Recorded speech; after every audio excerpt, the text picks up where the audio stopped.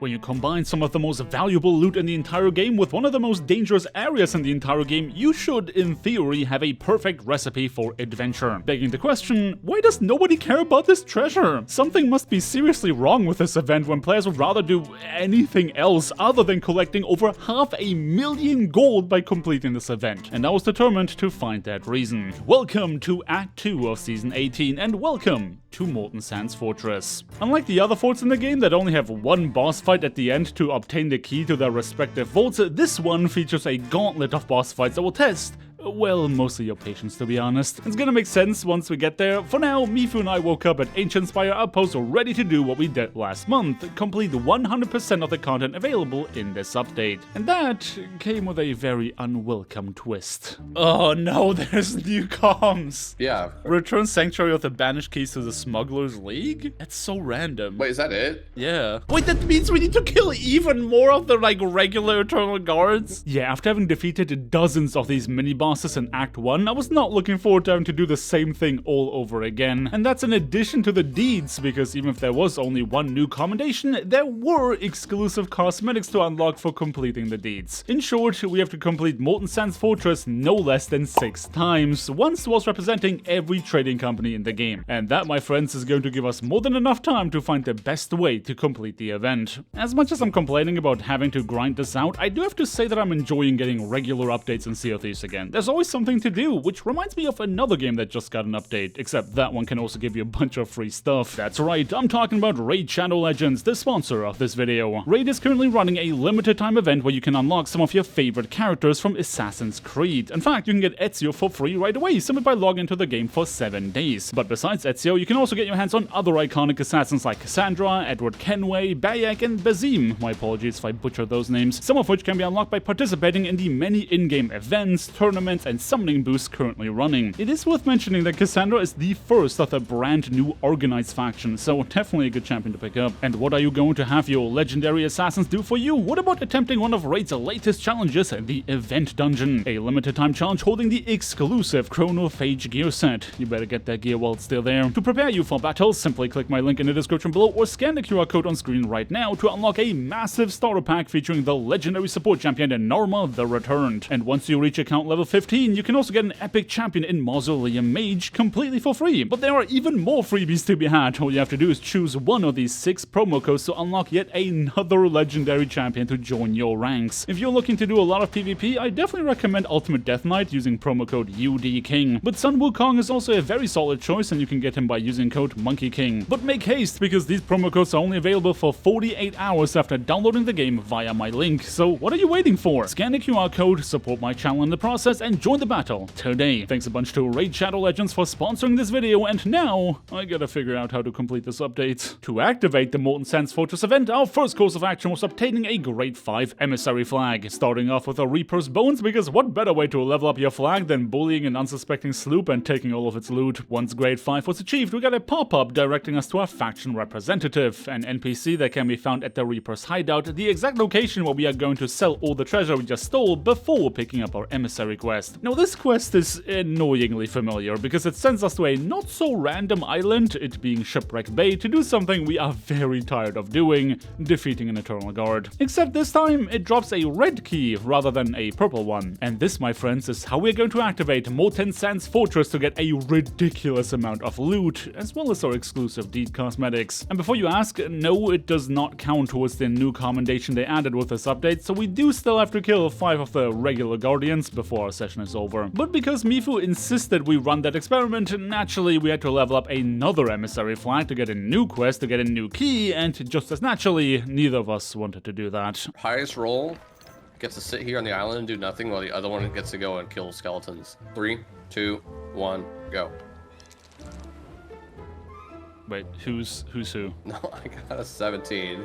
You got a 30. It's said in chat I got a 3, but you look at the dice, it says 16. We're going off of chat because it's different client side. No, screw the chat. We should look at the dice. So redo. The dice is different. Redo. You're only doing a redo because you lost. Redo. If we do a redo, we're looking at the chat, not the dice. Because the dice is different client side. The only reason I want to redo is to look at the dice. All right, ready? 3, 2, 1, go. Let's see, you got a 2. I also got a 2. So it shows us both as a 4, and then it shows in chat that I got a 2 and you got a 4. I think we should look at the chat, to be honest. Yeah, Like- well, that's what you're saying. Okay, tiebreaker. I won one, you won one, tiebreaker, okay? 3, 2, 1, go. No! How is that possible? How is that possible? 3, 2, 1, go. Oh, yes. Bro! Victory is I mine. crit, really? Okay, well, get on the damn island. Crit low, crit high. Yeah, unfortunately I got the short end of the stick, so now it was my job to sail on over to another island to level up our new flag. Not without getting interrupted by a skeleton ship, mind you. Now at the time of recording, there was a bug in the game that allowed you to get insane Reaper emissary value out of digging up treasure from defeated skeleton captains, and together with a boost from the event, all it took was a single one of these guys to get all the way to grade 5. Mifu, who got to stay at the hideout, could now claim the emissary quest immediately, and we were directed once again at Shipwreck Bay. But before we even got to set sail, another sloop came towards me, shooting not one but 2 white flares. Those guys over there, as it turned out, were commendation hunters, which is like achievement hunting but in Sea of Thieves. Something that Mifu and I figured we could use to our advantage. I just so happened to have a jig ball, and I could part with it for the right price. Oh, hell yeah, dude. Let's go. I've been searching for the past 2 hours for a jig ball. Here you go. I have gotten every cursed ball but the jig ball. Oh, well, those will do nicely. Yeah, I'm assuming you don't need those, right? All right, let's get your thing first. So what does the commendation say? Read it off for me. Our friend over here had a very specific commendation that required hitting multiple pirates with a jig ball loaded trap, and as it turned out, planned to complete many more commendations throughout the course of the day. And I mean, hey, if they're going to sail across the entire map anyway, he might as well keep a lookout for some eternal guards. You see where I'm going with this, right? I managed to convince these guys to bring us the 5 keys we needed for our own commendations so that Mifu and I could focus on the deeds instead. In return, we would help them complete any and all commendations that they needed us for. A pact forged not in ink but in blood, as our newly formed alliance was immediately put to the test when facing an approaching galleon. And I mean, yeah, we kind of made short work of these guys with our little fleet of sloops. There was no doubt in anyone's mind now that we would honor our promise, and with that in mind, Mifu and I went back to Shipwreck Bay to finally begin working on our deeds. And as soon as the new key was acquired, we were ready to activate Molten Sands.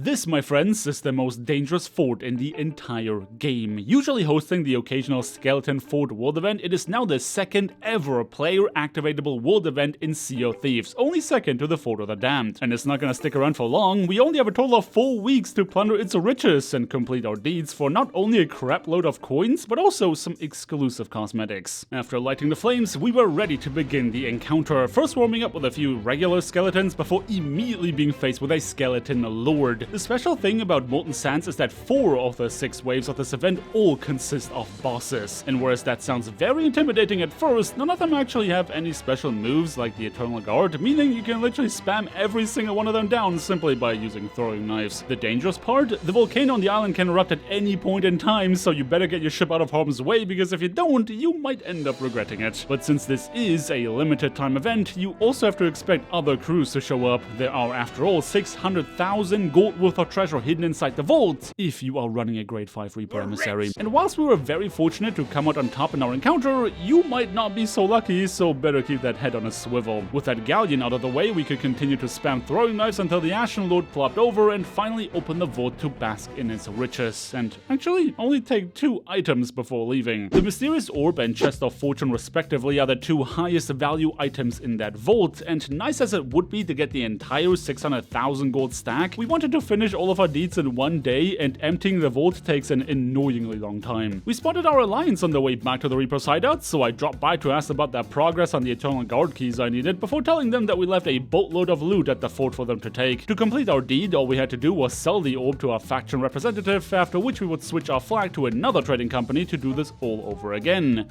5 more times. Beginning with the Hunter's Call. Now, because we got increased emissary value for doing right about anything for the duration of this event, it really didn't matter what voyage we picked, but since Mifu never played the Hunter's Call update, he really wanted to do the boar hunting quest. And gamers, I took a great pleasure in seeing a man of his stature and experience finally struggle with something. Oh my god, it just one-shot me. Mr. 15,000 hours in the game, by the way. Why does it one-shot you? It only one-shots people that are bad at the game. Can you res me? Oh shit, nope!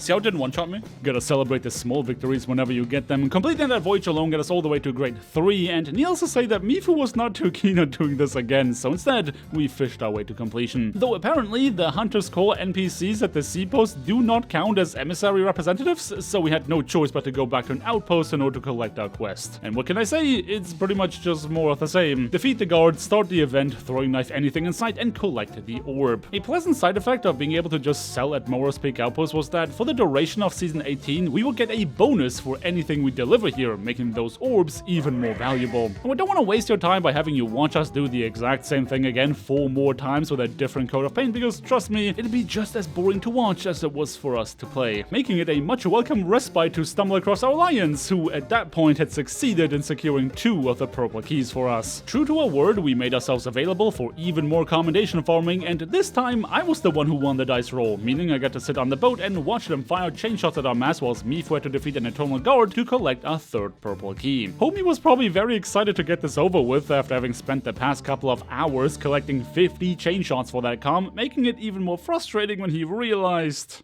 No, it didn't count because I wasn't wearing the skeleton curse. No, Sean, you forgot your curse! Besides just a hint of schadenfreude, the reason I was actually happy about that was because that meant they'd spend even more time on our server, and that meant they could collect the remaining 2 keys we needed for our commendation. Is that selfish? Yes, absolutely, but hey, we had a long grind ahead of ourselves too, and if we could outsource that to another crew, it would help us out a lot. Though with our next completion of Molten Sands Fortress, Mifu had a brilliant idea to make our lives easier. You see, with a boosted emissary value during this event, there was a good chance that the loot inside the vault alone would be enough to get our next emissary flag all the way to grade 5. So instead of putting it in a corner for our friends to pick up, we only picked up the cough and the orb and left the rest of the treasure for later, and guess what? It worked! Now I did put the loot to the side for our friends to collect whilst we went out to get another Molten Sands key, but needless to say that this was going to be our method of choice to complete the remaining factions for our deeds. Our friends also brought us key number 4 and 5, so we were well on our way to completion. We decided to do another dice roll to figure out who got to sell the keys and who had to solo the event, and guess what? Your boy lost again, meaning it was once again time for Throwing Knife Simulator. Were you just watching me finish this? What? How long have you been here? I just got here. A likely story. Now at this point you might have noticed that we have been completing fort after fort for literal hours with absolutely nobody bothering us, and that, for such a high value event, is extremely uncommon. I'm not sure if it's because Molten Sands is at the literal edge of the map, at the literal opposite side of the game where people actually like to spend their time, or maybe because moving the treasure out of the vault is so incredibly tedious, but we were playing on launch weekend and it felt like nobody cared about stopping us from accumulating millions upon millions of gold worth of treasure. It got to the point where the most dangerous thing about this whole grind was Mifu. Oh. Yeah. Oh, excellent. Please step away from the boat. Easier said than done, easier said than done! I'm dead. Oh, the ship has sunk. Do we still keep this? Oh my god. You can really tell that the non-stop PvE was getting to him. We were extremely fortunate that our alliance was still at Molten Sands and they had enough treasure on their boat to get us back to grade 5 instantly, but yeah, that's pretty much all that happened as far as drama is concerned. We just got to complete every single one of our deeds over the course of like 9.5 hours with absolutely nobody trying to stop us besides that swabby galleon at the very beginning. Wasn't it for our alliance, this would have been a completely unremarkable journey, and that's a bit of a shame. Over the course of 3 days, I found exactly 2 ships actually caring about this event, and that on launch weekend of Act 2. Again, I think you can point at a lot of things that could use improving, from the mind-numbingly monotonous encounter design to the tedious act of moving the treasure out of the vault to how out of the way Molten Sands itself is. And all that grinding for what? A collection of ship crests, which granted do look pretty cool, but you don't even need to sell any of the treasure to actually get them. That's right, just completing the event grants you the cosmetics. Selling the orb is just a bonus to give you more renown, which for completion's sake, Mifu and I also did. But it does explain why nobody cares to do this more than once. But hey, do feel free to leave a comment on your thoughts about the Molten Sands event. Did you also find it incredibly boring, or was your experience completely different from ours? I'd love to hear from all of you down in the comment section below. And while you're down there, don't forget to use my Raid Shadow Legends link in the description below to support my channel and claim your freebies. I currently have a really big video in the works that should release in the next week or 2 that I'm sure you guys are going to love, so do make sure you are subscribed to not miss out on that one. But until then, thank you everybody so much for watching. I hope you guys have a day filled with the riches on the sea, and until next time, peace.